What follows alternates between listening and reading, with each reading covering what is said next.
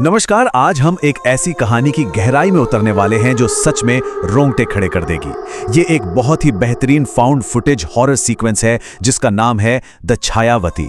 इसमें modern technology और सदियों पुरानी भयानक लोक कथाओं का जो टकराव है ना, वो बस माइंड ब्लोइंग है। तो बिना किसी देरी के इस स्पाइन चिलिंग एक्सप्लेनर की शुरुआत करते हैं। जरा इस सीन के सेटअप को इमेजिन कीजिए। रात के एग्जैक्ट 2 बज रहे हैं। अचानक से पूरे इलाके का तापमान एकदम गिर जाता है और चारों तरफ एक बहुत ही घना कोहरा छा जाता है। इसी बीच 30 साल का हमारा मेन कैरेक्टर आकाश एक हाथ में पुरानी लालटेन और दूसरे में अपना मॉडर्न DSLR कैमरा पकड़े गांव के बाहर धान के खेत से होते हुए एक पुराने बरगद के पेड़ की तरफ बढ़ रहा है। ये पूरा माहौल ही अपने आप में एक अजीब सी ठंडक और बेचैनी पैदा करता है, जैसे कुछ बहुत बुरा होने वाला हो। अब यहाँ ध्यान दीजिएगा। आकाश बहुत ही धीमी आवाज में अपने कैमरा पर रिकॉर्ड करते हुए एक पुरानी लोकल कथा के बारे में बताता है। वो कहता है कि गांव वालों का मानना है इस बरगद के पेड़ की परछाई कभी अपनी जगह नहीं बदलती। जी हाँ, चाहे सूरज दिन में किसी भी दिशा में क्यों ना हो। ये मिथ इस पूरी कहानी की नींव है। और ये सुनते ही दिमाग में एक अजीब सा रहस्य घूमने लगता है कि आखिर ऐसा कैसे हो सकता है। सिर्फ विजुअल्स ही नहीं, इस स्क्रिप्ट का साउंड डिजाइन एकदम टॉप नॉच है।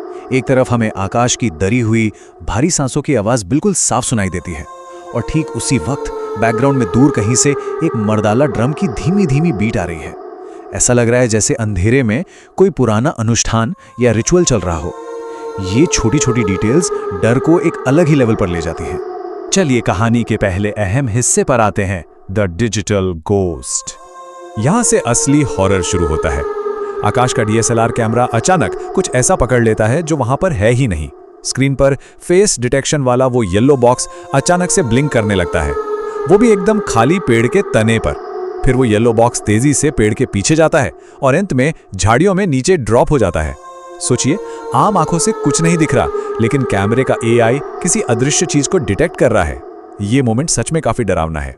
अब ऐसे में किसी का भी पैनिक करना लाजमी है। आकाश पूरी तरह घबरा जाता है और इस पैरानॉर्मल हलचल को रैशनलाइज करने की कोशिश करता है।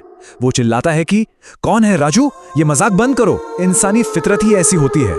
हम अनजान खतरे को किसी आम मजाक या किसी गांव वाले की शरारत से जोड़कर खुद को तसल्ली देने की कोशिश करते हैं, पर उसकी ये झूठी तसल्ली सिचुएशन को और भी ज्यादा इंटेंस बना देती है। कहानी अब और भी गहरी होती है हमारे अगले हिस्से में, विस्पर्स फ्रॉम द सॉइल। यहाँ नेचर और हॉरर का क्या कमाल का मिक्स दिखाया गया है।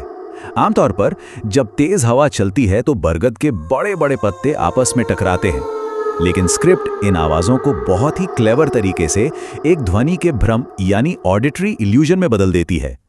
वो पत्तों की आवाज धीरे धीरे किसी के फुसफुसाने जैसी लगने लगती है, जैसे हवा खुद आपसे कुछ कह रही हो। और फिर वो फुसफुसाहट सिर्फ आवाज नहीं रहती, बल्कि साफ शब्दों में बदल जाती है। आ जा माती रे, आ जा।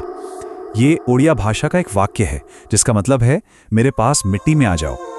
इस तरह का रीजनल टच कहानी को बहुत ही ऑथेंटिक और ग्राउंडेड बनाता है। ये सीधे मिट्टी की पुकार है जो सुनकर दिल सहम जाता है। जैसे ही आकाश डर कर अपनी लालटेन थोड़ी और ऊपर उठाता है, एक और शॉकिंग विजुअल देखने को मिलता है। पेड़ से लटकती हुई वो जो लंबी जड़ें होती हैं ना, वो अचानक हवा में हिलने लगती हैं। और जब ध्यान से देखते हैं तो समझ आता है कि वो जड़ें हैं ही नहीं, वो असल में लंबे बाल हैं। ये एक विजुअल नाइटमेयर जैसा है जो सीधे दिमाग में छप जाता है।